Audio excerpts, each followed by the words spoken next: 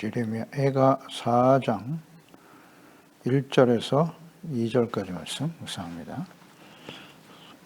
4장 1절에서 2절까지 말씀 있습니다. 슬프다 어찌 그리 금이 빛을 잃고 순금이 변질하였으며 성소의 돌들이 거리 여기마다 쏟아졌는고 순금에 비할 만큼 보배로운 시온의 아들들이 어찌 그리 토기장이가 만든 질 항아리같이 여김이 되었는고. 아멘. 금보다 귀한 가치를 잃어버린 자들의 비극. 하나님의 자녀 언약의 백성인 유다 예루살렘이 어찌하여 이방인인 바벨론에 의해서 패배하며 비참한 고통 속에 떨어지게 되었는가. 탄식하고 있는 선지자의 탄식의 내용이 예레미야 애가인데요. 계속되고 있죠. 현실, 하나님의 말씀이 현실이 되었단 말이죠. 현실이 되었다. 하나님의 말씀이 성취되었다. 그래서 비참한 하나님의 백성들의 그 상황을 보면서 탄식하며 슬퍼할 수밖에 없는데요. 돌이킬 수 있었으면 얼마나 좋았을까 하는 안타까움이죠. 하나님은 결코 재앙을 원치 않으세요. 하나님은 죄를 깨닫고 하나님께 돌아오면, 회개하고 돌아오면 되잖아요. 그러면 용서하기를 원하시는 거라고요. 용서를 위해서 이 말씀을 하시는 거예요. 그분이 하나님의 사랑이죠. 그러나 끝까지 거부하고 완악한 하나님의 자녀와 백성들. 하지만 이런 하나님의 자녀들이 시련과 어려움을 당하고 혼란 가운데 있지만 그래도 소망이 있습니다. 왜냐하면 고통과 절망의 시간을 통해서 연단이 되어 후일 의와 평강의 열매를 맺게 하시기 때문이에요. 그것이 하나님의 뜻이기 때문에 소망을 가지게 되는 것이죠. 그래서 어려울 때는 하나님 앞에 깨어진 마음으로 겸손한 자세로 돌이키면 돼요. 그리고 눈물로 기도하고 소망이신 하나님, 우리의 구원이신 하나님을 바라보면 되는 것이죠. 뭐 어렵지 않습니다. 그러니까 이와 같은 비극이 일어나게 된 원인, 변질과 부패죠. 1절, 금이 빛을 잃고 그랬어요. 슬프다 어찌 그리 금이 빛을 잃고 순금이 변질하였으며 성소의 돌들이 거리 여기마다 쏟아졌는고. 탄식하고 있죠. 금이 변질됐다. 순금 변질하였다. 빛을 잃었다. 금의 가치는 변하지 않음에 있죠. 금과 같이 가치 있고 소중한 하나님의 백성들이 이런 비극적인 현실, 하나님의 공의 앞에 서게 된 원인은 무엇이다? 빛을 잃고 변질되었다는 거죠. 그 빛이라고 하는 것이 무엇이겠습니까? 금과 같은 사람들이 하나님의 자녀와 백성들이었다. 그 빛이라고 하는 것은 빛이신 하나님이잖아요. 하나님의 의롭고 거룩함이 빛이 아닌가요? 내가 너희를 세상의 빛이다. 예수님께서 그리스도인들에게, 구원받은 하나님의 자녀들에게 말씀하셨잖아요. 너희들의 정체성은 빛이야. 그 빛은 곧 착한 행실이라고 하셨잖아요. 너의 착한 행실을 사람들에게 비추어 하나님께 영광을 돌리도록 하라. 끊임없이 강조되는 말씀이죠. 빛이라고 하는 것은 의, 거룩함, 착한 행실이란 말이에요. 그런데 그 빛이 사라졌다는 거잖아요. 그 의와 거룩함을 상실했다는 거죠. 의와 거룩한 백성으로 살아가도록 하기 위해서 하나님이 가나안 땅에 들어가기 전에 하나님이 약속하신 언약의 땅, 하나님이 다스리시는 하나님의 나라, 그러기 위해서는 율법의 말씀을 잘 듣고 지켜야 돼. 그러나 너희들은 그 말씀을 온전히 지키지 못할 것이지. 그렇기 때문에 성막을 지켜야 하신 거 아닙니까? 성막. 그래서 온전한 제사를 통해서 하나님 앞에 용서받고 의롭고 거룩한 하나님의 백성으로 살아가도록 하라. 그럴 때 너희들은 세상의 제사장의 나라가 될 것이고 하나님이 너희와 함께 하시는 영광을 나타낼 수 있을 거야. 간단하잖아요. 그게 빛이란 말이죠. 하나님의 자녀 백성들은 구원하신 목적이고 정체성이고. 근데 빛을 잃어버렸다. 의와 거룩함을 상실했다는 겁니다. 변질되었다고 하잖아요. 변질. 금과 같은 믿음, 의와 거룩함, 영원히 변하지 않는 가치는 이 세상에 하나님과 하나님 말씀밖에 없어요. 그 말씀 앞에 드러난 자신들의 죄를 버리고 씻음받고 용서받고 의롭다함을 얻는 이것이 순금과 같은 금과 같이 가치 있고 소중한 삶이라는 것이죠. 하나님께서 광야에서 성막을 짓게 하실 때 성소의 기구들을 순금으로 만들게 하셨어요. 출애굽기 25장 8절 이하에 내가 그들 중에 거할 성소를 그들이 나를 위하여 짓되, 누구를 위해서 짓는다고요? 하나님을 위해서 성소를 지으라고 하셨어요. 그곳에 내가 그들 중에 거할 성소 그랬잖아요. 하나님이 그 성소에 거하신대요. 그래서 하나님의 백성들을 그곳에서 만나 주시겠다고 하셨어요. 거룩하시고 영광스러운 하나님께서 거하실 성소를 만드는 과정에 있어서 내게 보이는 모양대로 장막을 지어라. 너희들 마음대로 지으면 안 되고 임의로 하면 안 되고 하나님이 정하신 모양대로 규례대로 지어라. 그래서 모양을 따라 짓는데 그들은 조각목으로 궤를 짜되 길이는 2규빗 반, 넓이는 1규빗 반, 길이까지 정해놓으셨어요. 높이는 1규빗 반이 되게 하고 너는 순금으로 그것을 싸라. 순금. 속죄소. 금태를 두러라. 금고리 넷을 만들어 네 발에 달되 이쪽 두 고리 저쪽 두 고리 고리를 달고 조각목으로 쪼고 만들어 금으로 싸라. 그러니까 성소 안에 있는 모든 기구들을 금으로 싸게 하셨거든요. 그래서 출애굽기 25장 17, 18절에 보면 순금으로 속죄소를 만들어라. 길이 2규빗 반, 넓이는 1규빗 반, 금으로 그룹들을 속죄소 두 끝에 쳐서 만들어라. 자, 하나님께서 거하실 성소의 기구들을 순금으로 만들라고 하신 이유는 무엇일까요? 순금으로 만들게 하신 이유. 두 가지로 요약해 볼 수 있겠죠. 첫째는 하나님께 나아가 제사를 통해서 용서받게 하시는 이 하나님의 언약. 이것은 변치 않는 영원한 약속이라는 거예요. 금으로 만들어라. 하나님 앞에 제사 드리고 예배 드리고 속죄를 통해서 용서받고 의롭다함을 얻는 이 하나님의 언약. 이건 영원히 변치 않도록 하라는 거예요. 성전에서의 제사와 예배가 변질되지 않는 영원한 언약이다. 그 언약을 지켜라. 하나님일 것이고, 거기서 용서받는 것인가요? 하나님과의 만남, 그리고 용서받고 의롭다함을 얻게 하시는 하나님의 언약은 영원하다. 제사와 예배는 영원하다. 꼭 필요하다는 거죠. 왜? 우리가 하나님 앞에 온전하지 못하거든요. 그들이 애굽에서 구원받는 하나님의 놀라운 구원의 은혜를 힘입어 하나님의 거룩한 백성이 되었지만 그들은 완전한 자들이 아니에요. 신명기 말씀을 보세요.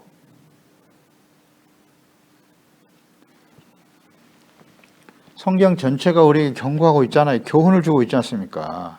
우리는 온전하지 못하다. 완악한 백성이고 모이거든 백성이고 광야에 있는 동안에도 말이죠. 이 율법을 듣고 배우는 그 과정에서도 10번이나 하나님을 시험하고 하나님이 그들을 싹 멸해버릴 것을 결심하실 정도로 패역한 완악하고 어리석은 백성들이었단 말이죠.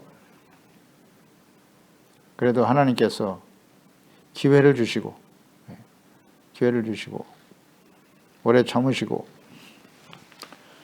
하나님의 영원한 언약이라는 거, 그 다음 두 번째면은 하나님께 드리는 제사를 통해서 죄사함 받고 의롭다함을 얻어 거룩한 하나님의 백성으로 살아가는 것이 가장 가치 있고 복된 일임을 깨닫게 하시기 위해서 정금으로 만들게 하신 거예요. 하나님과의 만남, 그 주님 앞에서 죄사함 받고 용서받는 일, 가장 가치 있고 소중한 것이다. 금으로 만든 눈에 보이는 금의 가치를 두는 것이 아니라 이런 제사와 예배를 통해서 우리가 온전히 죄사함 받고 용서받아 하나님의 거룩한 자녀가 된다는 사실, 이것을 가치 있고 소중하게 여기라는 것이죠. 그러나 하나님의 백성들은 하나님과의 영원한 언약을 버렸어요. 하나님의 성소를 우상의 소굴이 되어버렸고 예수님 당시에도 하나님의 성전을 강도의 소굴로 만들었다고 탄식하며 분노하셨죠. 예수님께서. 이것은 모든 시대에 계속됐고 오늘날 시대도 마찬가지죠. 예수 그리스도의 피로 세우신 하나님의 교회가 우상으로 가득하다. 우상이 무엇이라고요? 하나님의 말씀을 듣고 지켜 행하지 않는 거예요. 거역하는 거, 불순종하는 거 다 우상입니다. 왜 불순종할까요? 하나님의 말씀과 뜻보다는 자신의 생각과 자신의 욕망, 자신의 유익을 더 추구하잖아요. 자기 본위의 신앙, 이 다 우상 숭배잖아요. 자기 자신, 하나님보다 재물을 주인으로 섬기는 거죠.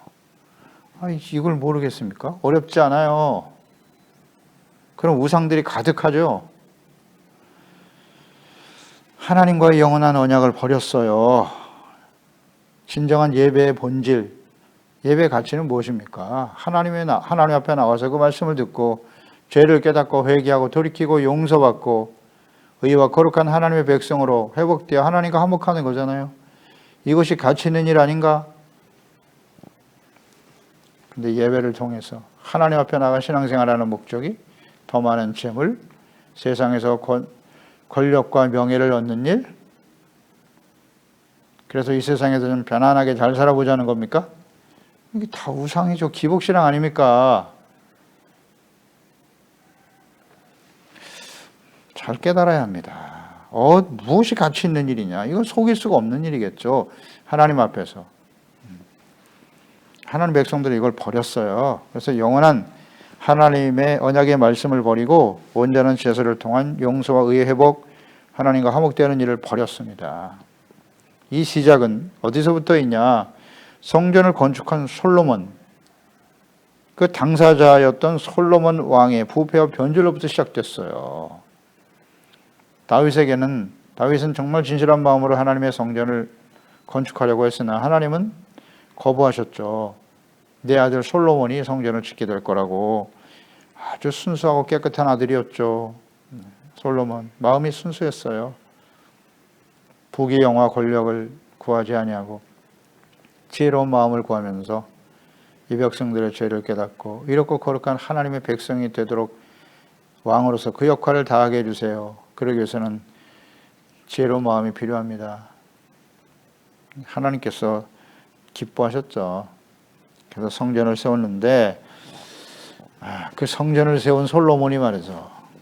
어떻게 인생을 마감했나요? 왕상 11장 6절에 솔로몬이 여호와의 눈앞에서 악을 행하여 그의 아버지 다윗이 여호와를 온전히 따름같이 따르지 아니하고 모압의 가증한 크모스를 위하여 예루살렘 앞산에 산당을 지었고 거룩한 도성 예루살렘에 우상의 단을 만들잖아요. 또 암몬 자손의 가증한 몰록을 위하여 그와 같이 했고 그가 또 그의 이방 여인들을 위하여 다 그와 같이 한지라.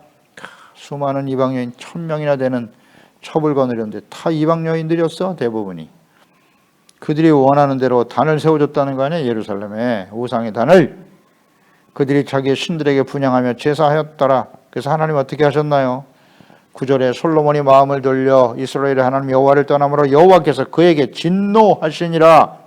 여호와께서 일찍이 2번이나 그에게 나타나셨고 이 일에 대하여 명령하사 다른 신을 따르지 말라 하셨으나 그가 여호와의 명령을 지키지 않았으므로 여호와께서 솔로몬에게 말씀하시되 내게 이러한 일이 있었고 또 내가 내 언약과 내가 내게 명령한 법도를 지키지 아니하였으니 내가 반드시 이 나라를 내게서 빼앗아 내 신하에게 주리라. 이 말씀을 들었는데도 돌이키지 못하고 인생을 마감하죠. 그래서 르호보암의 아들이 되고 그에게 이 하나님이 주신 경고와 책망의 말씀을 전하지 않았어요. 전하지 않았습니다. 이 다윗과 같이 솔로몬에게 유언을 남겨야 되잖아요. 그 유언을 그대로 남겼어야 하잖아요. 내 아비의 하나님을 알고 온전한 마음과 기쁜 뜻으로 섬겨라. 내가 그를 찾고 그를 의지하면 하나님이 너를 만나 주실 것이지만 내가 만약 하나님과 그 말씀을 버리면 하나님도 영원히 너를 버리실 거야.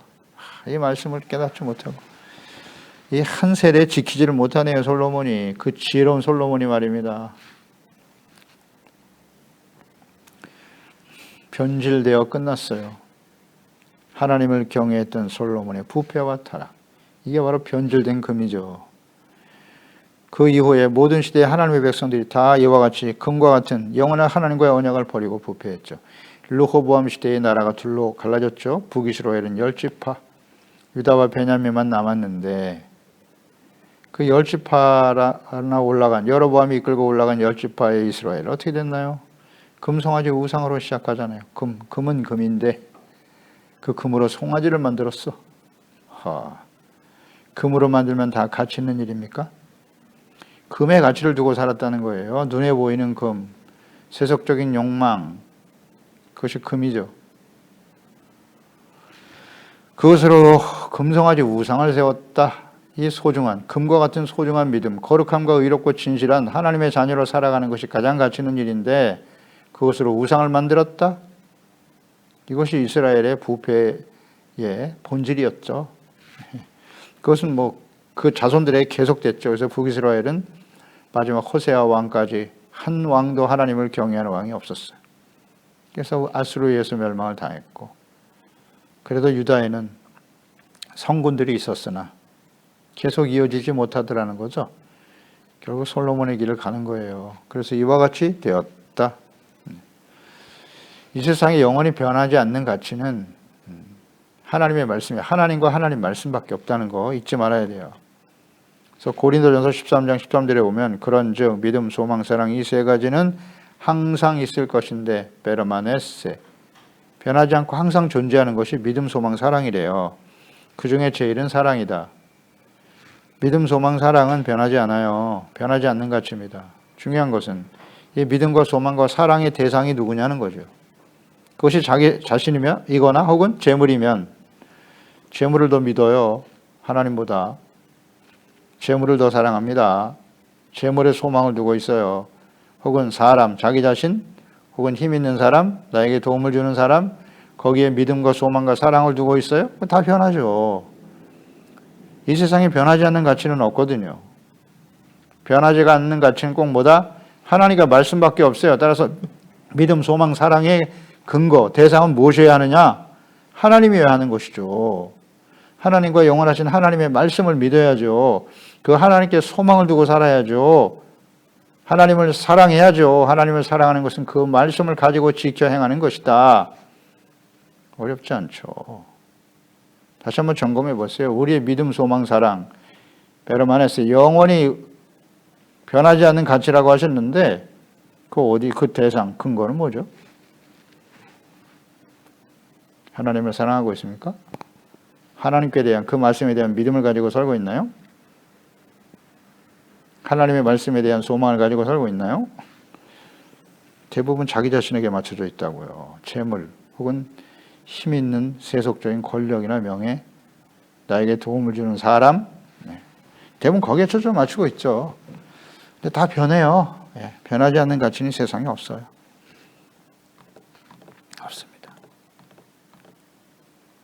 가슴 아프게도 가장 소중해야 될 말이죠. 사람들과의 관계, 가장 소중한 관계가 뭐겠어요? 가족 아니겠어요? 가족. 이 가족도 현실적인 상황에 따라서 변해요. 그렇지 않나요? 그게 현실 아니에요? 재물 때문에, 돈 때문에 가족과 형제가 원수가 되고, 부부가 원수가 되고, 자녀들이 서로 원수가 되고, 이런 일 비일비재하지 않습니까? 마음이 멀어져. 재물 때문에.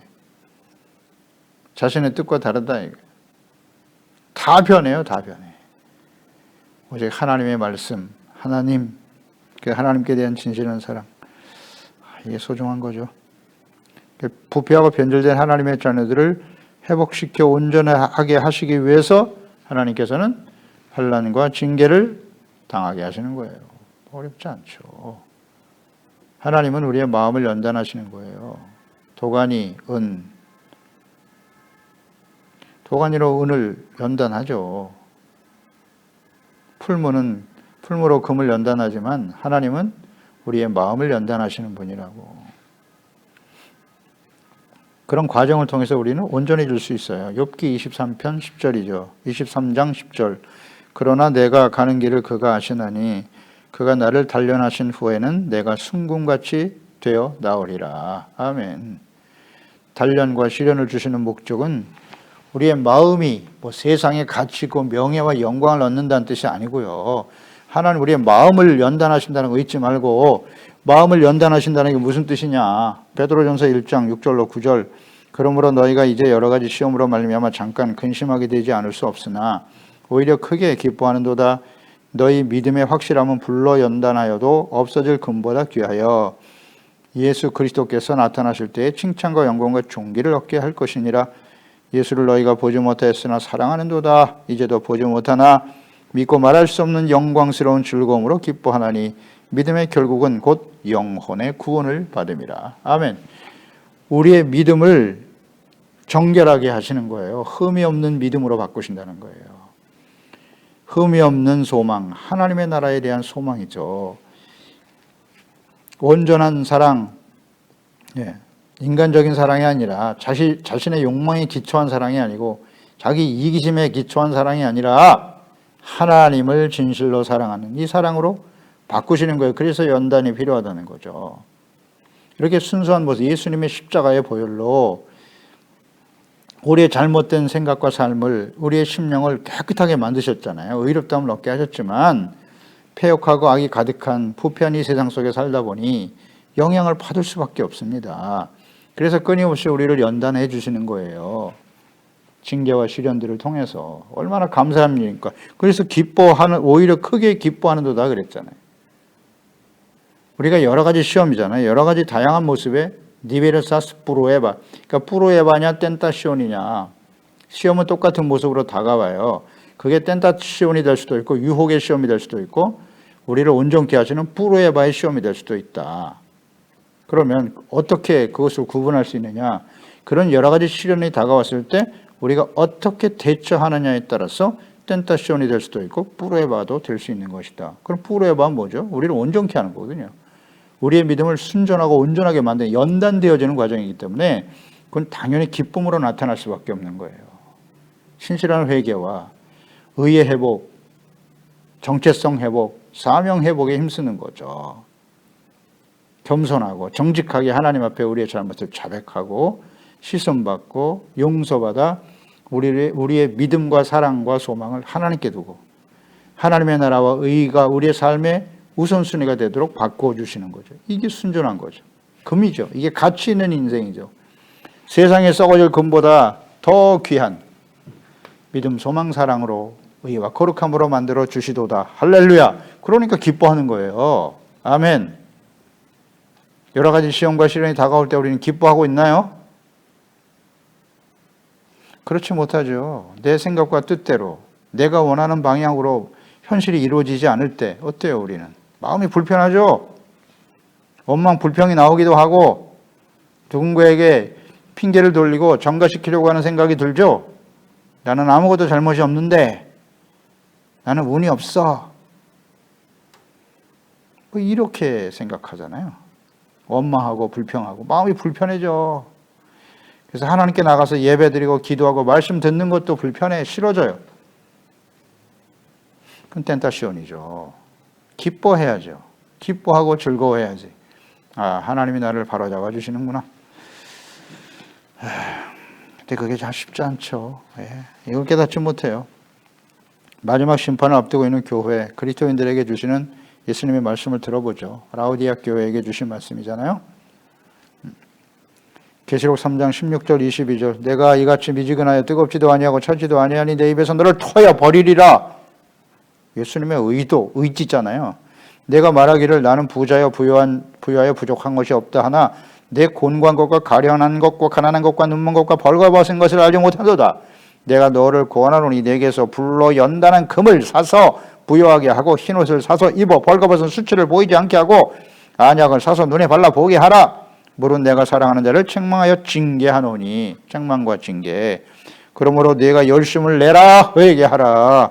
볼지어다 내가 문 밖에 서서 두드리노니 누구든지 내 음성을 듣고 문을 열면 내가 그에게로 들어가 그와 더불어 먹고 그는 나와 더불어 먹으리라. 이기는 그에게는 내가 내 보호자에 함께 앉게 하여 주기를 내가 이기고 아버지 보호자에 함께 앉은 것과 같이 하리라. 귀 있는 자는 성령이 교회들에게 하시는 말씀을 들을지어다. 아멘. 참 아주 분명하죠. 이 시대의 교회 모습이잖아요. 경제적으로 부유하고 부족한 것이 없다 하나 벌거벗은 걸 알지 못하는구나. 눈이 멀었다. 눈이 멀었다. 하나님과 하나님의 나라, 주의 영광을 바라볼 수 없어요. 죄악으로 눈이 어두워진 거죠. 마음이 청결한 자는 복이 있나니 저가 하나님을 볼 것이며. 그렇죠. 마음이 죄악으로 더러워지는 것이 눈이 머는 거예요. 믿음, 덕, 지식, 절제, 인내, 경건, 형제, 우애, 사랑을 더하라. 이것이 없는 자는 맹인과 같아서 소경과 같다고 하잖아요. 그러니 하나님이 뭐라고 하셨어요? 불로 연단한 금을 사서 부유하게 하라고. 불로 연단한 금을 사라는 건 무슨 뜻일까요? 불순물이 전혀 없는, 연단한 금은 불순물이 전혀 없는 순금이잖아요.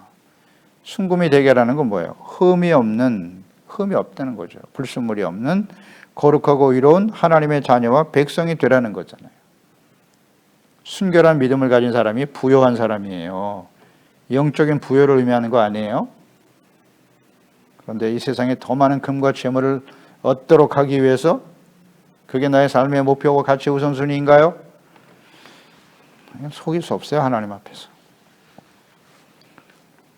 레위기 1장 3절에 보면 이 흠이 없다, 거룩하다는 말이 가장 많이 나오는 게 레위기입니다. 그 예물이 소의 번제이면 흠 없는 수컷으로 회막문에서 여호와 앞에 기쁘게 받으시도록 드릴지니라. 하나님 앞에 드리는 제물이 흠이 없어야 한다고 하시고 여러 번 강조하셨어요. 흠이 있는 제물은 받지 않으세요. 하나님 받지 않으신다는 건 무슨 뜻입니까? 제물을 속죄, 용서받을 수 없다는 겁니다. 제사, 예배의 목적이 뭐예요? 본질이. 속죄라고 그랬죠. 죄사함 받고 용서받는 일이에요. 근데 거룩한 흠이 없는 제물을 드려야지, 그렇지 않으면 하나님이 용서하실 수 없다는 거죠. 속죄가 불가능하다. 그래서 하나님의 아들 예수 그리스도가 십자가의 제물이 되신 겁니다. 죄 없으신 하나님의 아들이, 죄가 없는 사람은 한 사람도 없으니까 이 세상에. 그래서 예수님이 하나님의 아들이셔야 하는 거예요. 흠이 없는 죄 없으신 하나님의 아들이 십자가에 못 박히신 것이 과거 레위기에 흠이 없는 거룩한 제물을 드리는 것과 같은 의미죠. 인간 제사장, 사람이 제사장이 되고 선지자가 되고 왕이 되니까 다 부패하고 타락하더라는 거잖아요. 그것이 구약의 결론이잖아요. 그래서 하나님의 아들, 죄 없으신 하나님의 아들이, 하나님이 사람의 몸을 가지고 이 땅에 오신 거 아닙니까? 그래서 십자가의 거룩한 제물이 되셨다는 거죠. 예수님이 하나님의 아들 그리스도가 아니라면 우리는 믿을 필요가 없어요. 우리의 죄를 용서받을 수도 없는 거고, 하나님 앞에서. 간단한 진리를. 흠이 없는 제물이 되셨다. 히브리서 9장 14절, 하물며 영원하신 성령으로 말미암아 흠 없는 자기를 하나님께 드린 그리스도의 피가 어찌 너의 양심을 죽은 행실에서 깨끗하게 하고 살아계신 하나님을 섬기게 하지 못하겠느냐. 아멘. 흠 없으신 하나님의 그 어린 양의 보혈이 우리의 모든 죄를 씻어주시는 겁니다. 그러니 이제 우리도 하나님 앞에 거룩한 산 제물로 드려야 한다고. 로마서 12장 1절, 그러므로 형제들아 내가 하나님의 모든 자비하심으로 너희를 권하노니 너희의 몸을, 너희가 누굽니까? 예수 그리스도를 믿음으로 말미암아 의롭다함을 얻은 사람들이잖아요. 너희의 몸을 하나님이 기뻐하시는 거룩한 산 제물로 드려라. 이는 너희가 드릴 영적 예배니라. 아멘. 우리의 삶 자체가 하나님 앞에 흠이 없는 거룩한 제물이 되어야 한다는 거예요. 그게 하나님이 받으시는 합당한 예배라고. 그런데 온갖 우상, 죄악된 모습은 그대로 가지고 있으면서 하나님께 나와서 예배만 드리면 우리는 의로운 자가 되는 겁니까? 우리의 소원을 이루어 주시는 거예요, 하나님이? 이런 잘못된 신앙을 가지고 있단 말이에요. 하나님 앞에 나와서 우리의 죄를 깨닫고 번제단을 통해서 예수님의 십자가를 통해서 그 앞에서 우리의 죄를 자백하고 용서받고 의롭다함을 얻고 하나님의 지성소에 들어가서 하나님의 말씀 앞에 의롭고 거룩한 예수 그리스도의 보혈을 의지하고 나아가 주님의 말씀 앞에서 우리의 죄를 버리고 교만함과 어리석음을 버리고 온전한 하나님의 자녀와 백성으로 살아가기를 원합니다. 그래서 하나님과 화목되어지는 거죠. 의의 회복. 이것이 온전한 예배죠. 우리의 삶 자체가 그 같은 온전한 하나님이 받으시기 합당한 예배자로 살아가는 겁니다. 온전하지 않기 때문에 제사와 예배가 필요한 것이죠. 이것이 금과 같이 금보다 더 소중한 가치가 있는 일인 거예요. 베드로전서 1장 7절이잖아요. 너희 믿음이 확실함은 불로 연단해도 없어질 금보다 귀하라고. 순전한 믿음이 없어질 금보다 귀한 거예요. 그래야 예수 그리스도께서 나타나실 때, 주님 다시 오실 때 칭찬과 영광과 존귀를 얻게 되는 거죠. 금보다 소중한 하나님의 자녀, 거룩함, 의의 삶이라는 거 잊지 말고, 이것이 성전이 이 땅에 존재하는 의미고, 하나님이 성전을 우리에게 허락하신 의미예요. 교회를 허락하신 의미이고 목적이고. 그런데 의로움을 상실해버린, 거룩함을 상실해버린 제사와 예배, 그러니까 성소에 버린 돌 다 무너지는 거예요. 돌 위에 돌 하나 남지 않고 다 버려졌다는 거잖아요. 이 소중한 하나님의 자녀 백성들이 이방인들에 의해서 조롱을 당하고 교회와 그리스도인들이 혐오의 대상이 되고 아무도 그들의 말을 듣지 않아 믿어주지 않습니다. 왜 이렇게 됐어요? 2절에 순금에 비할 만큼 보배로운 시온의 아들들이 어찌 그리 토기장이가 만든 지랑아리 같이 여김을 받게 되었느냐? 버려져 깨어질 수밖에 없는 가치 없는 존재가 됐다는 거죠. 믿음이 변질되고 하나님의 말씀을 버리고 변질된 하나님의 백성들의 비극입니다. 이것이 처참한 현실이죠.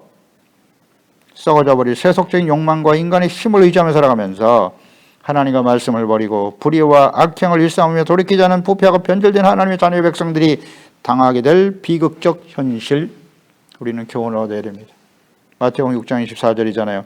한 사람이 두 주인을 섬기지 못할 것이니 호기를 미워하고 저를 사랑하거나 호기를 중히 여기고 저를 경히 여김이라. 너희가 하나님과 재물을 겸하여 섬기지 못하느니라. 아멘. 사랑과 가치를 어디에 두고 있느냐? 재물입니까? 하나님이십니까? 누가 나의 주인입니까? 무엇이 더 가치 있는 인생입니까? 무엇을 먹을까 입을까 마실까 염려하지 마라. 이건 다 이방인들이 구하는 것이 아니냐? 너희는 금보다 소중한 믿음을 거룩하고 온전한 하나님의 자녀로 살아가는 것이 더 가치 있다고 생각하는 너희는, 그 은혜로 구원을 받은 하나님의 자녀들은 하나님의 나라와 의를 먼저 구하라. 그러면 이 모든 것을 너에게 더하시리라. 기도하겠습니다. 하나님 아버지, 오늘도 주의 말씀을 듣습니다. 하나님의 백성들이 왜 이렇게 처참하고 비극적인 현실을 맞이하게 되었을까요? 그것은 하나님께서 그들을 금보다 소중한 가장 가치 있고 귀한 거룩한 하나님의 백성으로 삼으셨으나 그들의 빛이 사라져 버렸고 변질되어져 버렸기 때문이다 라고 말씀하고 있네요. 가치 있는 거죠. 변하지 않기 때문에 가치가 있는 거예요. 주님은 오늘 모든 시대에 하나님의 백성들이 다 변질됐고 부패했죠. 금을 좋아하죠. 가치를 두고 있긴 하나 그 금의 의미를 몰라요. 하나님의 자녀의 백성으로서의 정체성, 하나님의 자녀는 어떤 것이 가치 있는 것입니까? 세상에 더 많은 금을 소유하고 부귀영화를 누리는 것인가요? 그게 가치 있는 인생인가? 아니요. 하나님 앞에 온전한 제사와 예배를 통해서 거룩하고 흠이 없는 하나님의 자녀와 백성으로 살아가는 것이 가치 있는 일이죠. 그래서 하나님께서 때로는 우리를 연단하시고 또 징계와 책망을 통해서 바로잡아 주시는 은혜를 진심으로 감사드리옵나이다. 무엇을 회복해야 할 것인가? 우리 하나님의 자녀의 백성들이 그 본질과 가치를 회복하는 하나님의 나라와 의를 먼저 거는 삶의 우선순위, 오직 영원하신 하나님과 그 말씀을 믿고 소망하고 사랑하며 순종하는 우리 소중한 지체 가족들 자녀들 다 되게 하여 주시옵소서. 예수님의 이름으로 기도드립니다. 아멘.